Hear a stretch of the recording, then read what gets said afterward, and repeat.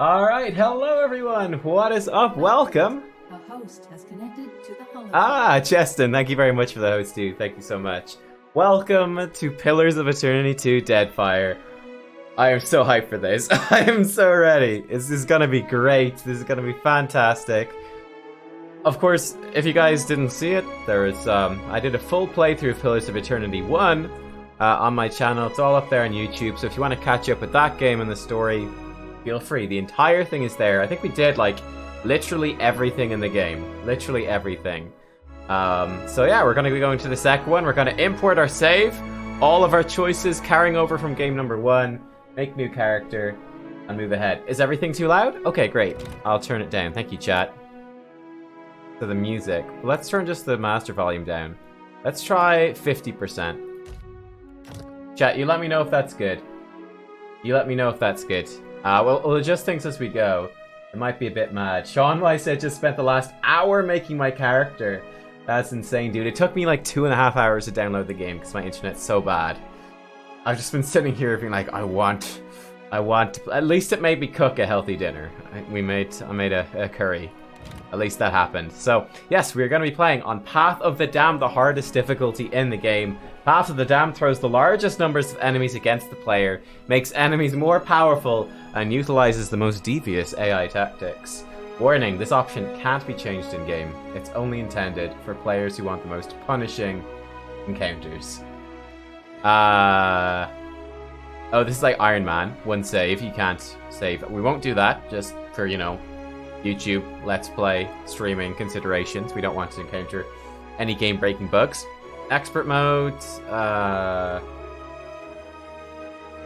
no, that seems bad. Now, very interesting, this is new to this game, which is level scaling. Actually, it was in the White March, wasn't it? The expansion for the first thing. So we can turn it to none, we can level scale everything. I'm gonna level scale the main quest, and we're only going to scale upwards. So it will never make the main quest easier, but it will make it, you know, harder if we have out-leveled it. That was one of the problems that we ran into at the very end, I think, of the first Pillars of Eternity, especially after the expansions came out. When we went back to the main quest, like, the last boss was a bit of a cakewalk in comparison, because we'd out-leveled the intended thing for it. So I think we'll go with the level scaling for Critical Path. I might massively regret this on Path of the Damned, but we'll see. We'll see. You guys ready? Yeah, I remember that first bear in Pillars of Eternity 1, Tyrell. I remember that. Ebon saying I'm nubnuts. Yeah, you might be right, dude. You might be right. I think it's gonna be great. Let's give ourselves a challenge. Let's go. Here we go. So, character creation's a little bit into this. We got a bit of a recap. I skipped the intro the first time through, but there's a little bit of a recappy thing. I think it's gonna be pretty awesome.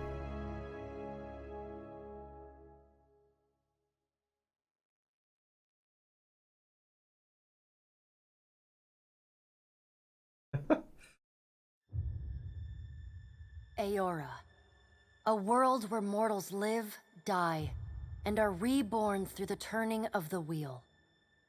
The cycle of reincarnation watched over by the gods, and made possible through pillars of a mystical substance known as Audra. 5 years ago, you traveled from your home to the Deerwood, a nation that had waged war against the incarnated god of light, Aethys, resulting in his destruction. The country suffered from a plague of hollowborn, infants born without souls, that many believed was punishment for killing a god. In an ancient, secluded ruin, you witnessed a secret ritual that inadvertently transformed you into a watcher. One who can see and speak with souls. The ritual also gave you horrible visions, waking nightmares of a past life that threatened your sanity. To put them to rest, you pursued the man who had led the ritual, a seemingly immortal agent of the gods, known as Theos Ix Arcanon. With divine assistance, you confronted and defeated Theos, ending your visions and resolving the Hollowborn crisis. In so doing, you also learned the great secret that Theos had protected. That the ancient empire of Anguith had transformed themselves into gods.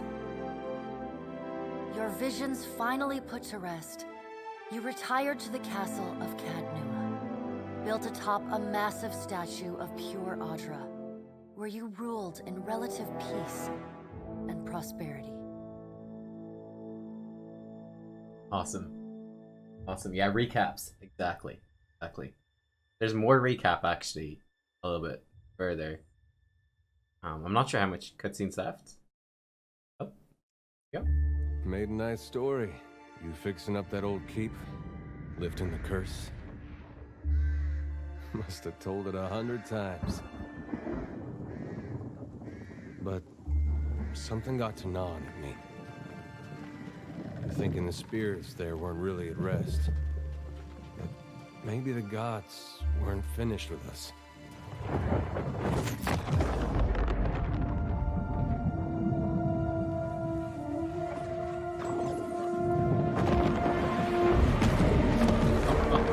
I used to dream that when my god came back, he would forgive us.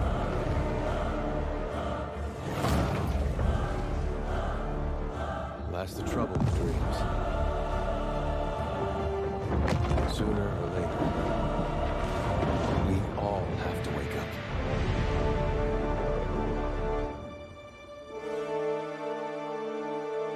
up. Literal chills, guys. Yeah, that's Adair talking there. Like, arguably my favorite character from Pillars 1. Voiced by, yes, Matt Mercer, who voices everything. Yeah, McCree in Overwatch. He also voices Aloth, does he not? And so you wake to a sleepless world. The in-between of life and death. Follow your memories. You have been here before. Here we go, guys. Here we go. Yeah, so we basically died. That giant statue that was in the Endless Paths of Adnua has been possessed by... by Aethys come back, which is insane. You have seen past the shroud. You are a watcher now, and a watcher you will stay. That was like the dying Cypher, I think, hanging from the... Sees souls, knows their pasts, and the souls see them back. That was the crazy watcher from Cadnua that we had to fight. A dubious honor. Inheriting a fortress both broken and cursed.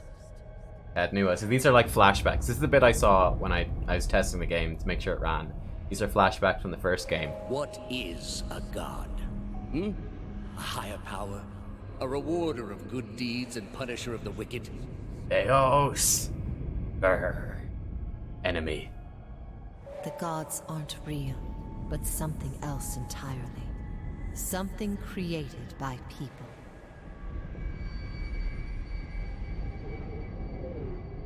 And did you ever consider that these were things you were never meant to understand? That their comprehension is beyond you?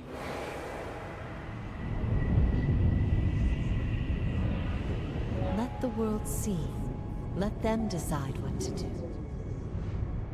That was beneath Burial Isle. The Hello? wheel has turned again, Watcher. Come. Yeah, Tyra, we're playing Path of the Damned. Already dead. Yeah, exactly. We've already died. What is going on here? That is he. An aged dwarf shares this strange floating platform with you. His face is creased by so many wrinkles that his features lie buried amid shadowy pockets of skin.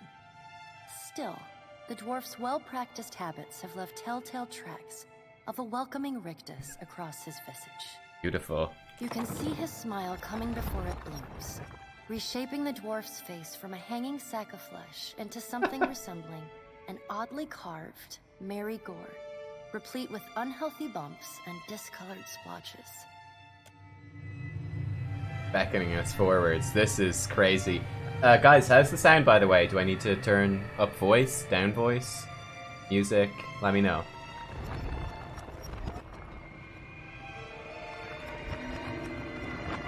Oh, look at that. It's a giant skeletal hand holding up this platform. That's awesome. Sit. Please. Okay. Sound is good? Awesome, thanks. Thank you chat. for joining us, Watcher of Cadnua. Ah, the Pallid Knight. The gaunt woman seated at the table is clad in time-worn black armor that seems too massive for her to move in. Awesome. New in Pillars of Eternity 2 from Pillars 1.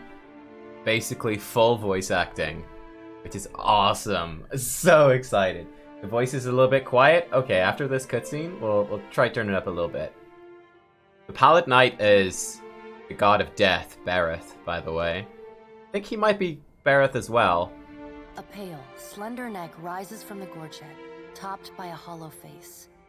The milky skin stretched across it is delicate and translucent, like parchment that has been scraped clean too many times. She is preoccupied with the arrangement of cards on the table between you. With each movement, her armor squeaks and groans as though bearing an incredible weight. She places a final card, gives a nod of satisfaction, and raises her eyes to meet yours. I don't know if you guys are watching on like a mobile phone or something, you mightn't see this, but her hair is like flying around. It's kind of like a Medusa almost. Pretty freaky. Your brush with the divine has drained you of your powers, fractured your memories. Oh. Look upon these cards. They represent the courses of your life. You alone know best how they flowed. Arrange them to fit what you remember. Okay, boom. Here we go, team. Here we go. So, this is awesome. This is basically how you can configure what happened in Pillars of Eternity 1. So you can, instead of having to play through the whole game, you can choose these default settings. So there's 6. Benevolent Soul, which is basically what our save was, which we'll import in a second. So in this one, we return the Hollowborn souls to the Deerwood's children, as we pledge to Hylia. You're kind and merciful to people you encountered, sympathetic to their pain, and charitable to those who needed help. Fair and balanced. Return them to the wheel. So you went with Bereth. Survival of the Fittest. With Galawain, Dark Times, you went with Rimmergand. If you're really pretty evil. Oh wow, you went with Woodaka, Keeper of Secrets. Like the evil god in the first game. King Rolo, thank you so much, dude. And yeah, Shazla Kais, we are right at the start of the game, and we are about to import my character. And then basically, you can remake your character. Like, you import the story choices, but you can completely remake your character class, how your character looks. It's all good, it's all new. But we're gonna stick with basically what we had before. I love this. Everything bad. You did everything wrong. You pledged to do the bidding of every god, and then scatter the souls of the Hollowborn to a random location. You got every companion killed. You got the worst outcome for every quest. If there is a mistake you could have made while still resolving the Hollowborn crisis, you made it. Not suggested for new players. I cannot wait to read the post on the forum where someone's just flipping through, clicks, goes, oh, suggested for new players. Hey, let's go. I can't wait for that. I think I upped the font size to make it a bit more readable. Maybe that's why that went that way, but I can't wait for someone to go, oh, perfect. I'm a new player. Happy days. Goes into the game and everything is a disaster. Amazing. Right, let's import our Pillars 1 save, which is Valerie. 93 hours played, team. We had 93 hours played in Pillars 1. Like I said, we did everything. Literally. Boom. Load it in. Does everything appear to be in order? Yeah. Good. I think so. Welcome to the Beyond. I am Bereth. One half, anyway. She points a finger in the direction of the dwarf who led you here. Though the movement is slight, her gauntlet squeaks like a rusty hinge.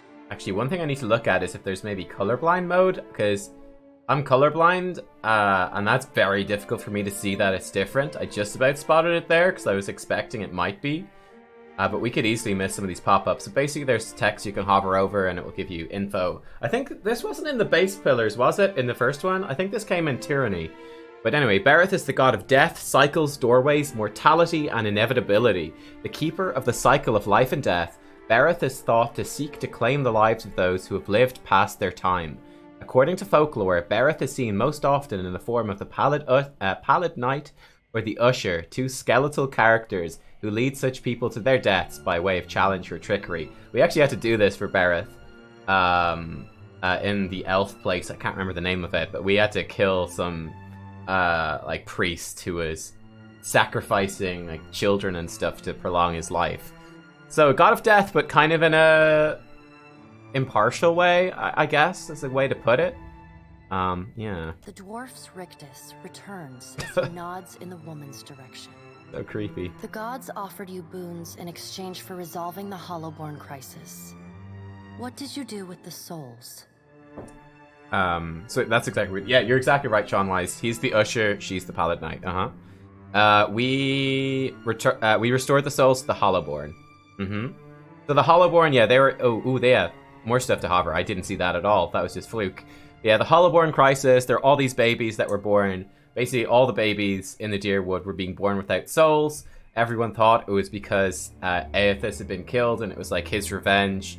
It wasn't that, though. It was Theos basically sucking all the souls out to give them to Woodica and super empower her to make her the queen of the gods. And we stopped that. And yeah, we sided with Hylia, who is the goddess of the sky, maternity, creativity, birds, song, invention, language, and the arts. Not known to take a particular physical form, but thought to be present in in birds of all kinds. So yeah, we sided with her because she was like the best of, I think, most of the options. And yeah, we gave the souls back to the babies. Now, part of the thing that went wrong was that some of the babies had been like just, left out to die or strangled or whatever by parents going, it's not a real child, they're Hollowborn. So there was a bit of tragedy involved, but on the whole, that's what we did. Tell me, do you remember when we last met? Oh. This is a result of your choices you made in Pillars of Eternity. Awesome. I spoke with other gods in the Hall of Stars and pledged myself to them. Twin Elms, yeah, that's what it was called. You did. She places a card on the table, showing a tall tower with the gods' constellations arrayed around it in the sky. I keep going to read this stuff automatically and it's read out for us. She places a card in the middle of the arrangement. A bell tower with no bell. Her fingertips slowly drag away from the card, faintly creaking as they retreat across the table. Is that a reference to like the grieving mother from the first game? You had need of the gods once before. Now it seems we have need of you. Oh. The being that occupied Odnua's statue beneath your castle was the dead god, Aethys. Of this we are certain. What we do not know is what his intentions are. So Odnua, he was a tyrant. I don't think that's too important, but it's there if you want to pause and look at it. The most important thing I think would be this, Aethys. The god of rebirth, redemption, dawn, spring, and light. Traditionally shown as a man bearing a candle and wearing a silver crown. Believed to have possessed the body of the Raid Seren farmer Widewyn during the Saints' War and been destroyed along with Widewyn at the end of the war. He recently reformed his essence in the statue of Maros Nua beneath Cad Nua. In the process of pulling himself from the endless paths, he destroyed the castle and left the Watcher of Cad Nua at the brink of death. So yeah, basically this dude Odnua built this fortress Cad Nua, which is where we were living. He was alive ages ago. He made this giant statue to like house the soul of his son, I think, like ages ago, and it didn't work and it was left there. So Aethys came in and claimed it. I'm sure all this stuff will be recapped even more, so I won't go too much into it now. Let's keep moving forwards. Though Aethys stole a large fragment of your soul, you were strong enough to survive the onslaught and enter the in-between. Stole a fragment of our soul, huh? In-between refers to the Shadow World, where souls briefly wander after death on their way to the beyond. It has been described as a hazy landscape, empty but for the glow of other souls, Adra and Watchers. This is the space that Watchers peer into when they observe and speak to lost souls and soul fragments. Even the gods cannot reach it. Interesting, well, she's here. You and he are still connected. He has chosen a body made of living Adra, perfused with the power of thousands of souls, including yours. It should be little difficulty for an experienced Watcher to find him. Am I dead? Why don't you just do it yourself? I'm not going anywhere near that thing. Well, am I dead? No. But neither is your body truly alive. Your lungs draw breath, your heart pumps blood, but your flesh is as soulless as a hollowborn. That is, until I return you. Damn. She delicately places a card upright on the table. The art depicts souls flowing out of a pillar of Audra. Okay. Well, I'd like to find him as much as you would. He destroyed my castle, killed who knows how many people around it. I've had enough of dealing with the gods, all of you. Why should I care about any of this? Then let's get on with it. Doesn't matter how much you threaten me, I'm not doing this. Hell yeah, I'd like to find him. He destroyed my castle and killed a bunch of people. Yeah. I know. It is my business to know. 322 in Cadnua and your surrounding lands. Their souls remain in Aethys still. You have the power to save them. Serve me and I will return you to your body. Or don't, and return to the wheel. I'll take the wheel. No, I think we'll get on with it. So the wheel, basically, in Pillars, there's this cycle of reincarnation where souls, they just move on to a new body. Someone dies, their soul goes back in. But people don't have the memories. Now, some people do get awakened to their past lives, which is usually fairly traumatic. That's what happened to us. And we have this power now because of that to see other souls. And a big part of the last game was uncovering our prior identity and uncovering those memories again and figuring them out. So yeah, and like souls can, really powerful souls will like split into two, so that's how new people get born. Some really weak souls will just die forever. Yeah, it's kind of crazy. Well, listen, just get on with it. Before you return to Aora as my herald, you must remember who you were, the last whisper of life in death. For a moment, the sockets of her eyes darken, leaving the pits of a death's head gazing out at you. Great. When you can picture your own face, the Beyond will lead you back to your own kind, to the world of mortals. Awesome. Okay, and here we are. Character creation. Oh, I'm blocking a bit of it. This is sex and race, basically. So we're gonna recreate Valry, the same character basically that we had in Pillars 1. So we were a female. Then you got all these different races, just in case you guys haven't seen them. You got the Amawa. So these are pretty cool. The mighty Amawa are the largest of the Kith races and are commonly found in or near oceans. Though not truly aquatic, they have an affinity for water, and many of their civilizations, such as Rauatai, are based on naval dominance. They're known for their unparalleled strength. So just look how good this game looks in comparison to the first one. It's just amazing. It looks so good. There's also Island Amawa and Coastal Amawa. So they're pretty big and strong, which is pretty cool. We've got Dwarfs. Actually, let's back up a bit, boys. We gotta see the males first. We gotta get those beards in. Right, so these are Amawa. Just Island and Coastal. I think they look really cool. We got Dwarves. By virtue of land covered and number of colonies settled, Dwarves are the most well-traveled race in the world. They're commonly found in the Deerwood, which is where the first game was set, the Valian Republics, and almost any colonized land. Dwarves are known for their great strength and tenacity. And we got Boreal Dwarves, which Sagani from the first game was, and Mountain Dwarves. We got Elves. Elves are the dominant race in Air Glanfath, which was part of the first game too, and the White That Wends, and are extremely common in the Deerwood and Adir. Elves are known for their speed and intelligence, as well as a commonly isolationist nature. Say isolationist nature 5 times quick. We got Wood Elves and Pale Elves. Pale Elves have beards, which is pretty exciting, actually. I think that's really cool.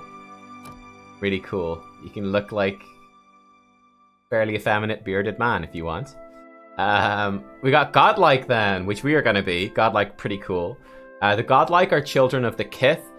Kith are basically civilized races, so all of these are Kith, who have been blessed with physical aspects associated with the gods, though some do not consider it a blessing. Those aspects may take many forms and often come with mystical powers. Aberrant head shapes are typical, and godlike are unable to wear protective headgear, as it is near impossible to find anything that fits. Because of their unusual nature, their inability to reproduce, godlike are often viewed with fear and wonder. There's a lot of variety with these guys. So we have death godlikes, obviously linked with Bereth. They're pretty freaky looking. We got fire godlikes. I think these are linked with either Abaddon or Magran. Oh, Magran. It's Magran, the god of fire and war. Wonderful. Got moon godlikes, which we will be, so we'll cover that when we get to me. And then nature godlikes, linked with maybe Galawain? Or maybe Hylia. No, I think Galawain. I'm pretty sure that there's the bird godlike, the avian godlike, which Pallegina was, which is linked with Hylia. I presume it's Galawain, but I'm not entirely sure. Then you got humans, commonly called folk, are the most common race in Dyrwood, the Adir Empire, Old Valia, the Valian Republics. They're not as large as the Towering Amawa. Humans are known for their strength and willpower. And you got meadow folk, ocean folk, and savannah folk. And then you got Orlans. Orlans are the smallest of the Kith races, though many cultures don't consider them to be civilized at all. There's a lot of anti-Orlan racism. Also notable for their large ears, two-tone skin, and hirsute bodies, that means hairy. Orlans are commonly found in Erglanfath, the Ixomatil Plains, and parts of the Dyrwood.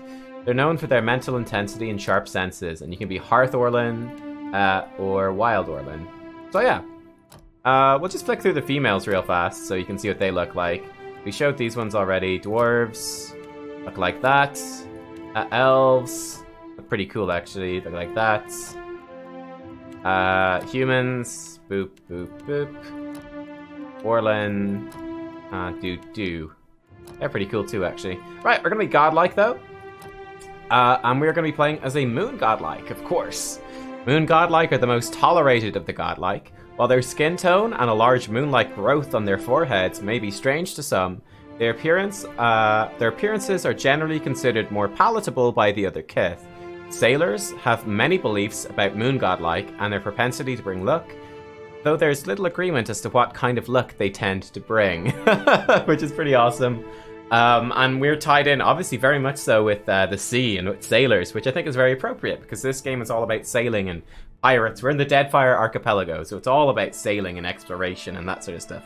I think it's actually working out quite well. We're linked to the goddess Andra, we don't really like Andra much. She was a big part of the White March, not in a very good way, but oh well. Our racial ability is Silver Tide. The souls of all moon godlike are connected to reserves of healing energy.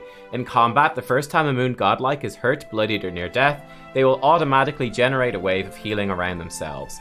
So basically, hurt is, between 75 and 50% health, 50, 25, and then 25 and 0. So basically, as our health goes down, we get a bit of free healing every single time, which should be pretty good. Okay, great. You can also change your body size and shape. Be giant. We're gonna just go with human, though, I think. For our body type. Should be fine. And now, major change from Pillars 1. You can play a single class. You can also choose 2 classes in combination, and that's what we're gonna do. So these are the classes. There's loads of them. I have to say, I think all the classes are really good. They're really well done. And each one is super interesting.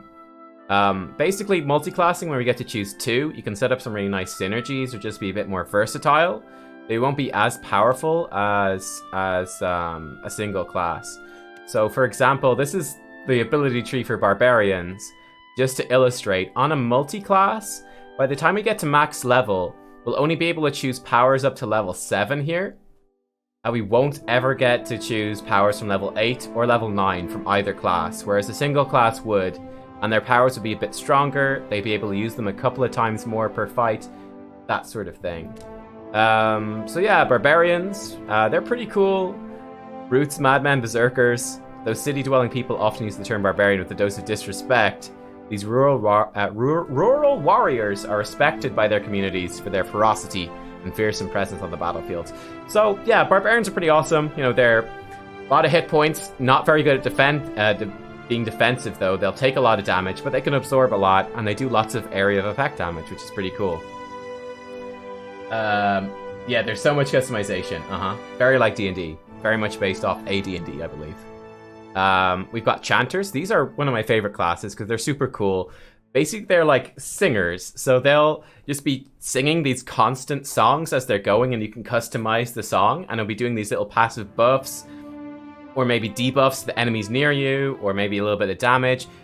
Really cool little effects. And then once you've sang a set number of lines of the song, you can then do like this big spell cast, which will do something awesome, like summon a bunch of dudes, or do like this giant area of effect attack, or resurrect your dead allies, things like that. So Chanters are pretty awesome. I think they're very good for multi-classing as well, because they tend to be, you know, the singing just happens, so you can be casting spells or attacking at the same time. Cypher we'll come back to, because that's what I'm going to play, of course, bringing back our Cypher from Game 1. Basically like a psionic dude, psychic, pretty awesome. You've got Druids. Druids are pretty flexible, so they've got very large area of effect spells, which is crowd control. They also have healing spells, which is like support. And then they have single target stuff as well. They can shapeshift into like a lion or a bear and kind of help out that way. We got 4 roles, basically. Crowd control, which is area of effect damage. Support, which is healing, buffing. Striker, which is single target damage. And then, well, fighter is going to be defender, which is tanking, absorbing damage. Yeah, fighters, they're pretty straightforward. They're really good at weapons, armor. Just your straightforward fighter. Nothing too exciting happening there, I guess. Monks, a bit weird. I was thinking about playing a monk, but decided against it. I decided against it. Yeah, oh, absolutely. I actually think that Chanter Barbarian is a really cool combo. I was thinking about that myself, but I wanted to stick with Cypher from our first game, our first playthrough. Monks are pretty weird. So basically, monks, their abilities are powered by taking damage. And they're also, like, some of them do drugs. Like, each class has subclasses. So if you remember, what was his name? I can't remember his name from the first game. But our monk buddy, he was an Alpazga monk. So these guys, like, literally take drugs. And you have to take drugs. If you don't take drugs, you can't get healed. And you start to, like, lose all of your resources. So it's literally all about being on drugs all the time. It's insane. And yeah, you got all these different subclasses. We might cover those more a little bit later, but maybe more so with the classes we're going to look at. There's just too much stuff to cover everything here. Paladins, they're basically good at healing and buffing their squad. They're also very tanky. And they're also tied into a particular god and stuff like that as well. Priests are your classic supporter. They've got lots of buffs, lots of heals. They also got some pretty powerful offensive spells. The priest was actually the strongest class in Pillars of Eternity 1. Like, priest was insane. They were just so strong. So yeah, looking forward to getting a priest in our squad this time around as well. Rangers, they're very good with ranged weapons, of course. The big thing with the ranger though is that they have a pet. So you can choose, can I go forwards here? Yeah, you can choose to have like a stag, a wolf, a lion, a bear, an antelope, or a boar. So you can choose like different companions, which is awesome, which all have different benefits, which is pretty cool. But yeah, that's the ranger. Rogues, we're going to be a rogue Cypher multiclass, by the way, so we'll come back to that. And then of course you have wizards. Wizards are rather flexible. They have a massive number of spells, all sorts from like damage spells, you know, shooting missiles, to this would be like a buff. They can buff themselves, have more armor, protection. This one, like crowd control spells, you can nerf the enemy team.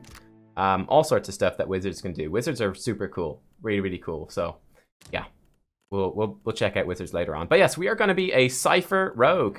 So the Cypher, our focus is crowd control, so area of effect damage, and debuffs, and being a striker, which is single target damage and debuff. So we're all about the damage this time, guys. In fact, our Cypher in Pillars 1, we were very much focused. We were ranged. We fought with a bow most of the time. And we were doing lots of debuffs. This time around, we're going to be melee, and we're going to be much more focused on damage. So it's actually going to be a little bit different, all right. A recent discovery in the Eastern Reach, Cyphers were once called Brishalgwyn, Mind Hunters, by the Glanfathans. Cyphers have the ability to directly contact and manipulate another person's soul and psyche, using an ally's or enemy's essence as the focus for their magic. Though most ciphers are still found in the Eastern Reach, practitioners of the techniques have spread throughout the known world. They're gaining acceptance over time, but are generally distrusted, especially by the uneducated. And we get some bonuses to skills, which we'll cover maybe a little bit later, because this is a massive info dump, so we'll cover that a bit later. The cool thing about ciphers is we use focus. So basically the way ciphers work is in order to cast spells, you have to earn focus. You earn focus by doing damage with weapons. So we have to attack with weapons, we build up focus, then we can cast spells, then we have to attack with weapons to build up more focus. Whereas a wizard, in comparison, just has a set number of spells they can cast, and then they use up those amount of casts, and then they're gone for that fight. In Pillars 1, it was like per rest, so you had only a certain number of spells it was based around rests, which were a limited resource. Whereas in this game, it's all per combat, so at the end of every combat, all of your spells refresh, all of your resources come back, your health, all the rest. So it's a little bit different in that sense. I think it's going to be a little bit more streamlined. Rogues are going to use Guile, so again, they've got like a few points that they can spend on different things. Alright, moving forwards, we can choose a subclass for our Cypher. So each class, I think, has 3 subclasses? 3 or 4. No, there weren't any noise levels on spells. There's a whole new stealth mechanic in this game, which noise on spells is going to affect. So we've got Ascendants. Ascendant Ciphers train to use their powers when they are at full focus. This can make their powers devastating when they're finally unleashed, but leaves them underpowered in other circumstances. Whether earned or not, Ascendants have a reputation for being cocky and overconfident. So these guys are pretty cool. More max focus. When you hit max focus, you become Ascended. All of your powers are free, and they're much, much more powerful. However, when you're not Ascended, you have a penalty, so your spells are weaker, but you generate your focus faster. And then when Ascended runs out, all your focus is gone. So these guys are all about just charging up to power level 9000, and then just blasting all of their spells like crazy, and then kind of going back to building mode. So I think that's pretty cool. I think it'd be super fun for like a single class Cypher, but we are not going to be the Ascendant. And you have the Beguiler. Beguilers emphasize the mind-bending powers of Cyphers, relying on deception and illusion to defeat their enemies. Some Beguilers are known for their odd sense of humor, love of riddles, and fondness for Whale, god of dreams and secrets. So this is very much what we were like in Pillars 1. All Deception Cypher spells have increased range. Deception Cypher spells restore focus when successfully cast on enemies that are vulnerable to sneak attack. Come back to sneak attack later. But the penalty is that your Soul Whip does less bonus damage. Soul Whip basically enhances all your melee attacks against targets not vulnerable to sneak attack. So that's pretty cool. But we're not going to be a Beguiler. Cocky, overconfident sounds just like Nubs. Oh, thank you so much. Thanks, Tyrelstrom. No, we're going to be a Soul Blade. Soul Blades focus all of their energy on offensive powers and the use of their Soul Whip. Among Cyphers, they're known for their aggression and short tempers, though not all Soul Blades have such a hostile disposition. So, what do we get for being this? You get the Soul Annihilation ability, a soul-enhanced melee strike that consumes the Cypher's remaining power pool and converts it into raw damage on the target. So basically, we can spend all of our focus for this massive Soul Annihilation attack, which is, I think, super cool. Shred Cypher spell, so aggressive ones, usually damage ones, cost less focus. Downing an enemy with melee weapon grants concentration and raises max focus. So concentration is basically you can cast a spell without getting like kicked in the face and interrupted. The penalty is that our max focus is reduced and our combat starting amount as well. But we can live with that. Then we have our abilities at level 1. Again, there's lots of stuff going on here. We're going to go with the classic Whisper of Treason. Basically, the way I'm looking at it is we're probably going to focus our powers. We're going to get damage ones that are area of effect.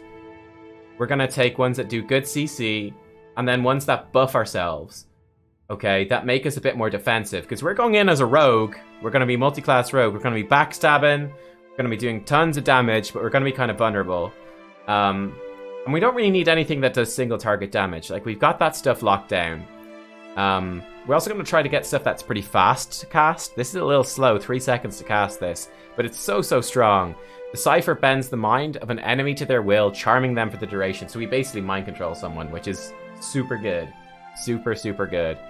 So it's one of the best spells in Pillars 1, and I'm expecting it to be really strong here as well. So let's grab that. Okay, now we got all the multi-class stuff. We are going to go Rogue, Mindstalker. Rogues are vicious killers, feared for the brutality of their attacks.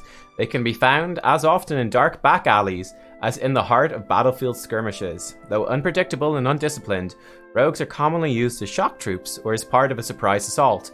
Their withering attacks, breaking enemy ranks, and morale. Rogues tend to congregate in larger numbers in cities, where they can be steadily employed as mercenaries or hired muscle. So I don't feel like this super represents us in terms of the role-playing, but it's going to be a great class in terms of gameplay, which is important because we're playing on the hardest difficulty. So their subclasses, you can get Trickster. Tricksters dabble in illusion magic to augment their rogue abilities. Using magic, tricksters can find their way out of almost any situation, but their sneak attack is less powerful than other rogues. So they gain some special spells. Can we see them here? Oh, that's Cypher. Sorry, this is Rogue. So they get some cool stuff. They get Dazzling Lights. They get Mirrored Image, so massive deflection bonus. That's actually super good. Confusion. Gaze of the Adragon. They can do an AoE Paralysis. Super powerful too. Wall of Many Colors. So they get some really cool stuff. Let me actually go in like no subclass. So the Rogue Sneak Attack over here. Boop boop. Sneak Attack is you do bonus damage with weapons against targets that are flanked or that have debuffs on them. That's your sneak attack. It's very, very powerful. So that's what we're going to be using. You have Street Fighters. These are a bit weird. Street Fighters excel when the odds are against them, becoming especially deadly when they're outnumbered and bloodied. So when you're below half health. Sneak attacks become more deadly, and recovery, this is time between attacks, decreases when the Street Fighter is flanked or bloodied. Weapon crit damage increases when the Street Fighter is flanked and bloodied. So basically when you're super vulnerable, you're way stronger. Then you're weaker. Your recovery is slower when you're neither flanked nor bloodied. So yeah, pretty interesting one. Kind of like a tanky rogue, I guess you would say. Really wants to be in the thick of things. But we are going to go for the Assassin. Assassins train to strike opponents who are completely unaware of their presence, often killing a hapless victim in a single blow. However, Assassins are even more fragile than other rogues, making them vulnerable in toe-to-toe fights. We get the Assassinate passive.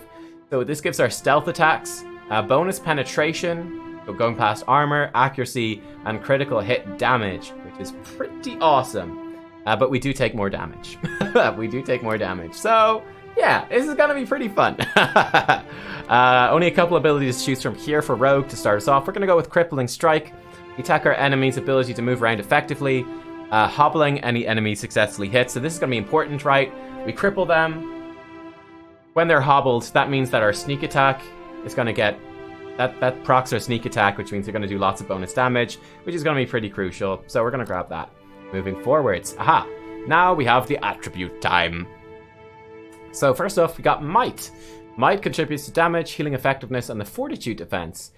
Basically, you've got like Might and Constitution are the Fortitude stats. Dex and Perception are the Reflex stats.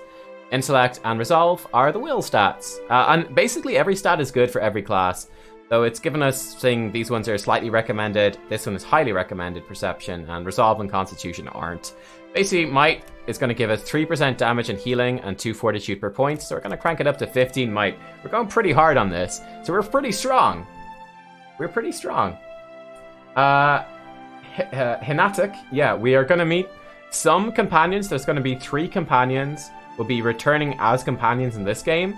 And we don't know what the others. We don't know what the others. Whether they're back or not. So Fortitude is basically your max health, so each point gives you 5% more health and 2 Fortitude. We're gonna leave Constitution. We're gonna leave Constitution at 10.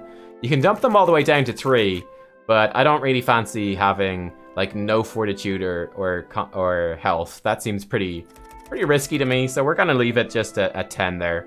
Dexterity affects the character's action speed with all attacks and spells and abilities, and it contributes to the reflex defense. So we've got a bonus from being a godlike already.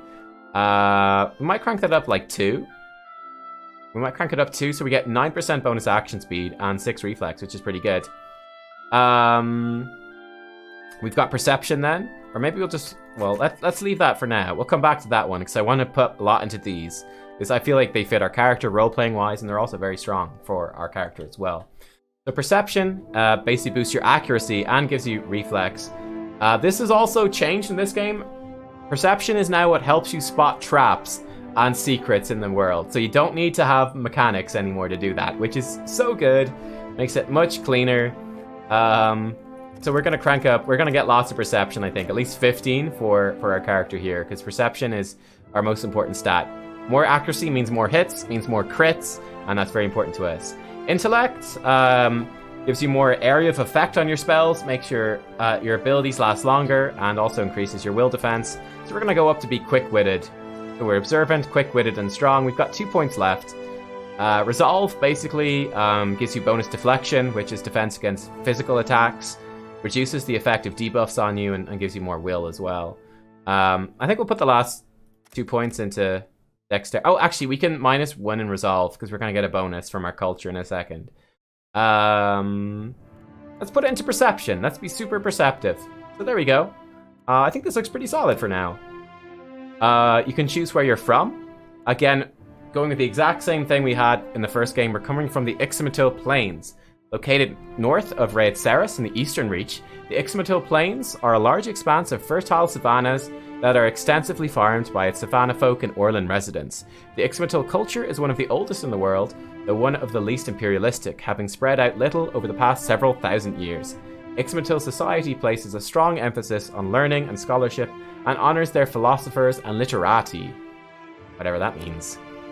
And we are going to be a philosopher! You're most at home inside your own head, analyzing the nature of the world and its inhabitants. And this gives us a +2 to insight. You can get like different things, like Dissident gives you history, intimidate. It does seem a bit unfair that these give you 3 in total. This only gives us a +2, but hopefully being +2 is like super good. I don't know. We hope that we meet a dare. Oh, we'll see. We're gonna get bonus to insight though. We'll cover this now. If it will show us. There we go. Conversations can be difficult to navigate. People may be evasive, lying, frightened, or preoccupied with other matters. Insight is used to empathize with someone and understand their underlying emotions and motivations. This is going to help us with that, which is going to be great. Really nice conversation option stuff. So cool. Okay. Okay, now we've got a whole bunch of new weapon proficiency stuff. This is a massive improvement for the first game. We're going to go with daggers. These are daggers, right? Yeah, these are daggers. So basically, there's no penalty for using a weapon without proficiency. So this is a huge boost to the previous game. All that you get from being proficient with a weapon is access to a modal ability, which is something you can turn on or off. And it's basically like this ability that you want to turn on sometimes, but not always. So for example, with daggers, this will allow us to use the parrying blade. So with the daggers, this will let us take a penalty to damage output, but give us bonus deflection. So we're rarely going to use this as an assassin and a Cypher soul blade. We're not going to use it very often, but if we are getting focused down, we can pop on parrying blade for extra defense to try to survive a little bit longer. I think I'm going to grab like swords as well. So with swords, we can use the half sword ability, which we can penetrate more armor, but it lowers our deflection. So kind of a bit of the opposite to this, you know? But that might be pretty good. I guess we'll see. There's also, you know, battle axes. So for battle axes, for example, they give you bleeding cuts, so you take brutal swings. Your attacks are slower, but cause bleeding wounds on hit. So pretty cool stuff. We got lots of different weapons. You've got arbalists, which are big, hard-hitting crossbows. You've got crossbows, kind of lighter, faster crossbows. Hunting bows, which are light, fast bows. War bows, which are harder hitting, harder penetrating, bigger bows. Arquebuses, these are big two-handed rifles. Blunderbuss, this is like your shotgun. Pistol, one-handed gun. Scepters. There's some like magic-y thing. Rods, I think, are two-handed magic things. I think so. I think they're two-handed. And then wands, which are, you know, they shoot little lasers. You know what it's like. Battle axes. Clubs. There's flails. Hatchets. Maces. Rapiers. Sabers. Sabers were like the best weapon in 1. These do really high damage. So we might move into sabers ourselves, to be honest here. Sabers could be really good. We might actually just grab sabers. We'll see. Spears. I think they're new. Not sure. Stilettos. Swords. Warhammers. One thing to notice, there's different damage types. So there's crush, there's piercing, and there's slashing. Just they're the main ones with physical weapons.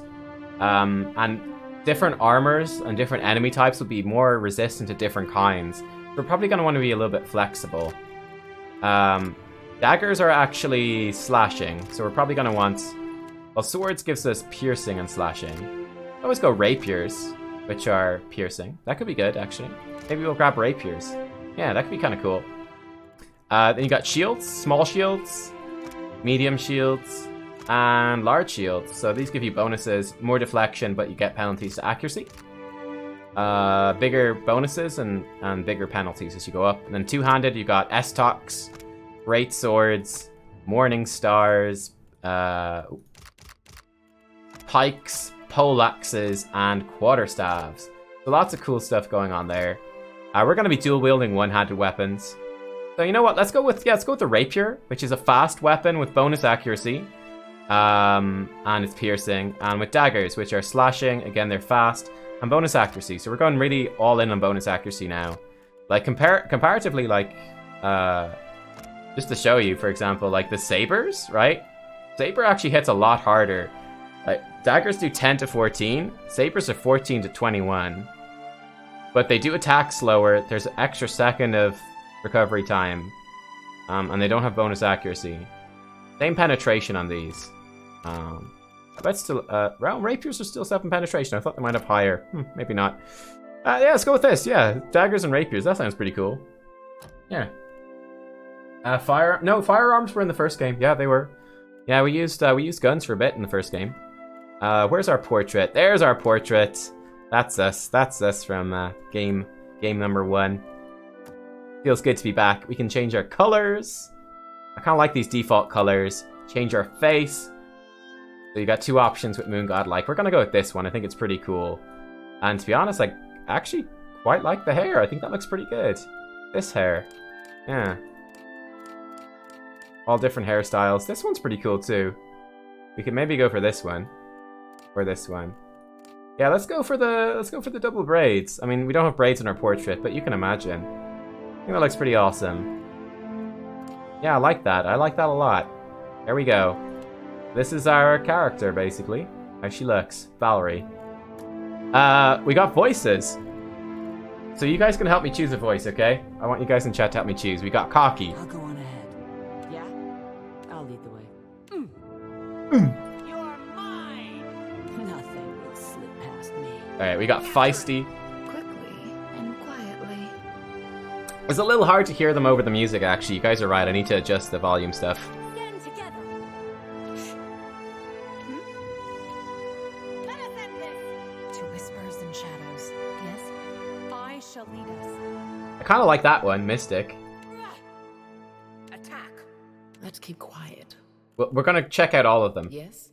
Leading the way. Not Noble. Bring them down! They won't see us coming. What is it? No, that's a bit... Now I am the leader of the group. I'll teach you a lesson. They'll never know I'm here. Right here. I got this. I got this.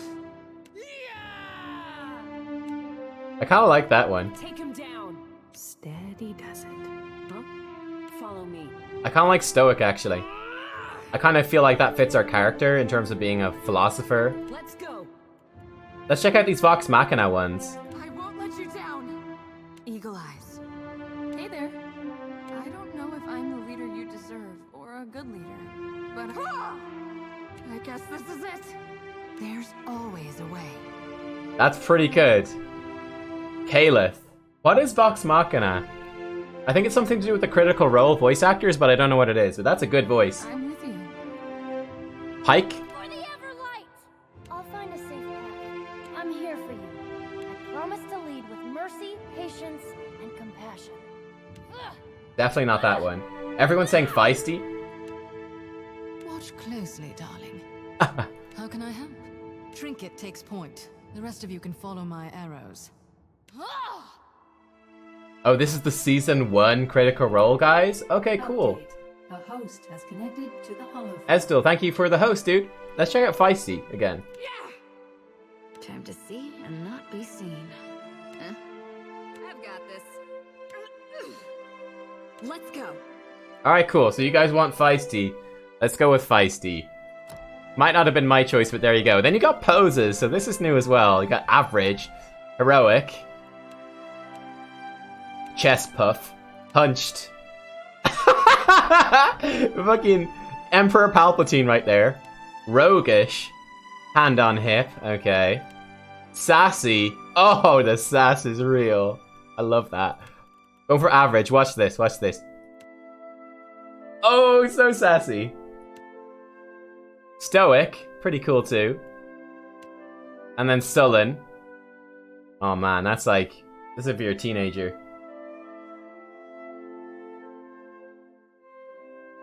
We're definitely not going on... I think we're just going to stick with average. Maybe stoic.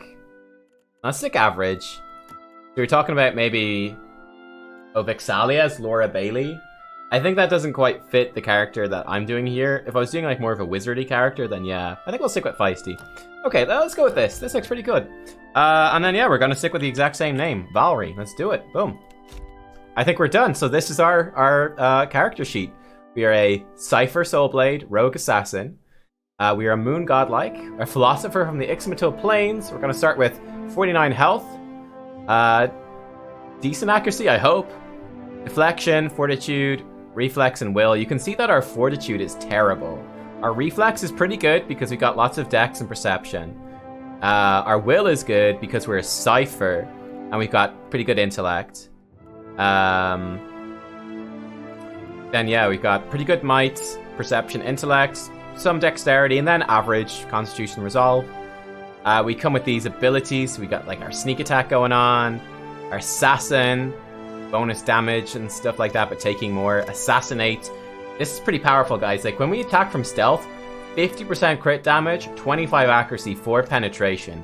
Pretty awesome. The Soul Whip, of course, from Ciphers, we do 20% bonus damage at weapons, which helps us generate our focus for our spells. Soul Annihilation attack.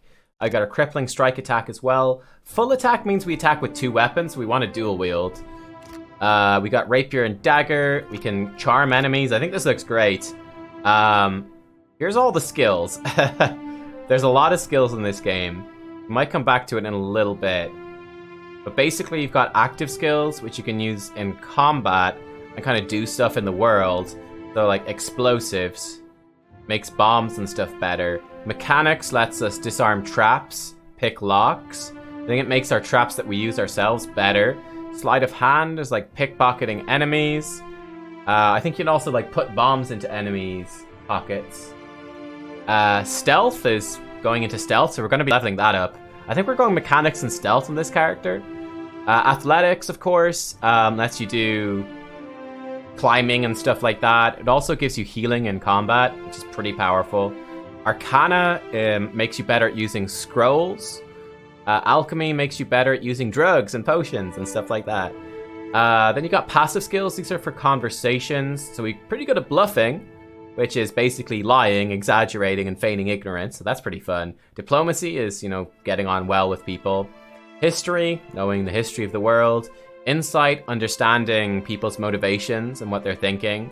Intimidate, obviously it just, you know, intimidating people. Metaphysics. This is our knowledge about animancy, Adra, the wheel, the in-between, the beyond, and all mysteries of the soul. So we're going to want to crank that up because that stuff's super interesting to me. Religion, knowing all about the gods. Streetwise is... okay, knowing about urban readiness and the appropriate etiquette for dealing with unsavory types.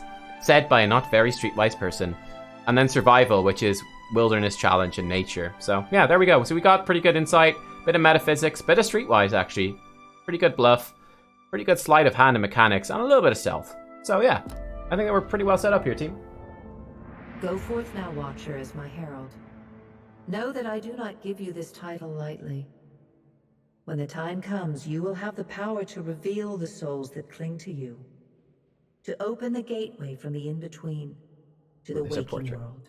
Cool. Oh, hey, Thief. Pillars of Eternity 1 was, yeah, it was excellent. Yeah, if you like Baldur's Gate and Planescape Torment, you'll love this game as well. Find